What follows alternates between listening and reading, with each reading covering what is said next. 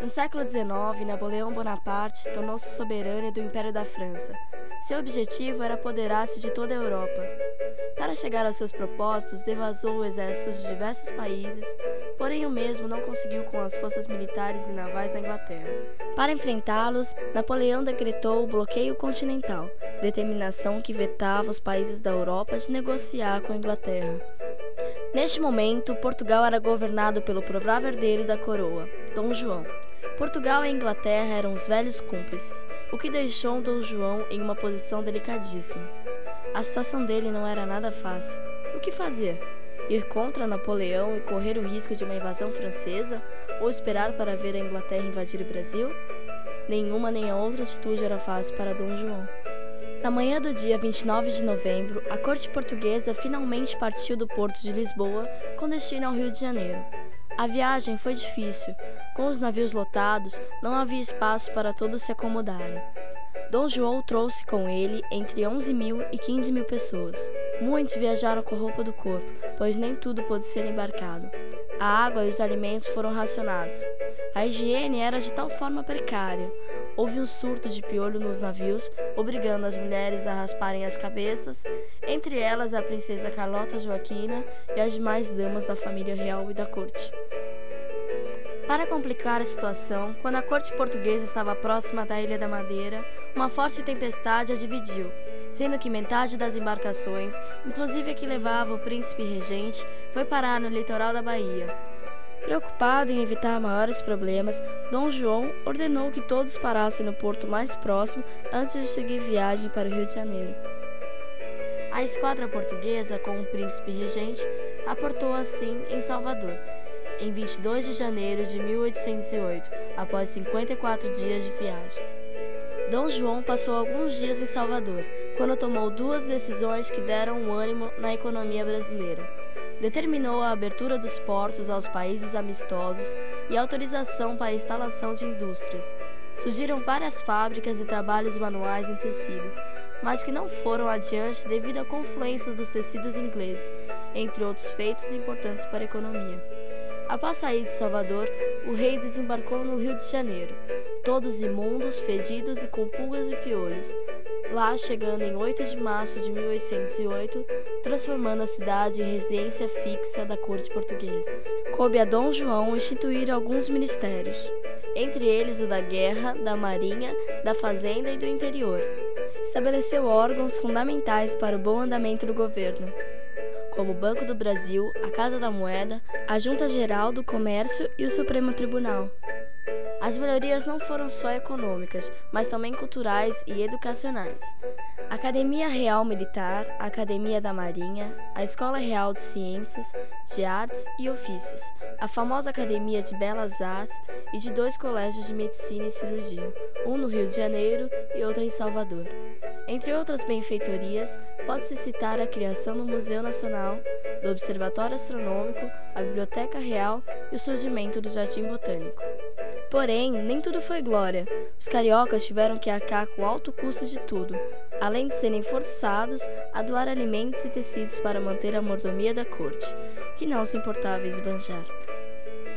Em 1815, Dom João decidiu que o Brasil não era mais colônia, mas Reino Unido ao Portugal. Em 1821, quando a família real teve de voltar a Portugal, Dom João, que agora era rei e se chamava Dom João VI, deixou aqui o filho, Dom Pedro. Foi Dom Pedro que decretou a independência em 1822. A partir de então, Portugal ficou para lá e o Brasil para cá, cada país com os seus problemas. Dom Pedro tornou-se Dom Pedro I, o imperador do Brasil, e o Brasil virou, enfim, a nação dos brasileiros.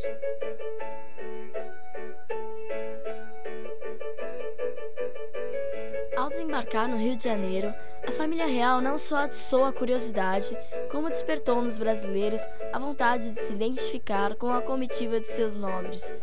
Os brasileiros, além de copiar tudo que lhes parecia chique, muitas vezes de maneira atrapalhada, adotaram o estilo real. A maior transformação foi no vestuário. Assim, no período em que a família permaneceu por aqui, de 1808 a 1822, o Rio de Janeiro, principalmente, perdeu sua identidade estética, adotando modelos e referências importados da Europa. Antes de mais nada, a família real influenciou a moda, as artes, a arquitetura, a sociabilidade e o comportamento no processo de europeização dos costumes que Gilberto Freire qualificou de desassombramento. No que se refere à moda especificamente, sua vinda gerou de cara um incremento no comércio com a importação de tecidos, acessórios, calçados, entre outros produtos que vinham da Inglaterra e, sobretudo, da França. A chegada da corte portuguesa também chamou a atenção dos membros da chamada boa sociedade local, para a necessidade de se vestir corretamente, de adequar suas vestimentas a ocasiões e, acima de tudo, impôs um padrão europeu de bom gosto. Nesse sentido, passou-se não apenas a hipervalorizar o que vinha da Europa, mas a depreciar as formas de vestir que pudessem nos identificar com os índios ou com o negro. Carlota Joaquina nasceu em Aranjuez em 25 de abril de 1775, filha de Carlos IV da Espanha e de Maria Luísa. A fogosa rainha era baixa, feia, disforme, com barba e bigode e sonhava com a grandeza da Espanha. Detestava o Brasil, não vendo a hora de voltar para a Europa. Com apenas 10 anos, casou-se por procuração com o príncipe de Portugal, Dom João, em um acordo de aliança entre dois países. Comenta-se que durante a lua de mel teria agredido seu marido com uma dentada para que o casamento não fosse consumado. No Rio de Janeiro, preferiu sempre morar longe do marido. Os dois apenas se reuniam em algumas solenidades públicas. Um dos mais conhecidos espiões foi Francisco Gomes da Silva, apelidado de Chalaça, que serviu várias vezes de espião entre o rei e a rainha, e vice-versa. Além de avisá-lo sobre as possíveis conspirações da rainha, estes informantes também contavam ao regente sobre as aventuras amorosas de sua mulher, que possuía vários amantes. Carlota Joaquina foi mãe de 9 filhos: Maria Teresa, Antônio Pio, Maria Isabel Francisca, Pedro de Bragança, futuro imperador do Brasil, Maria Francisca, Isabel Maria, Miguel I, Maria da Assunção e Ana de Jesus. Por diversas vezes, Carlota Joaquina tentou tomar o poder de seu marido.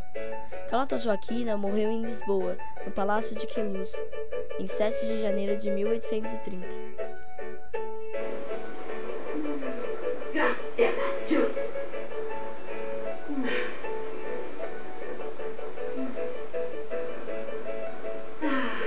Esta tierra yo no quiero ni un poco.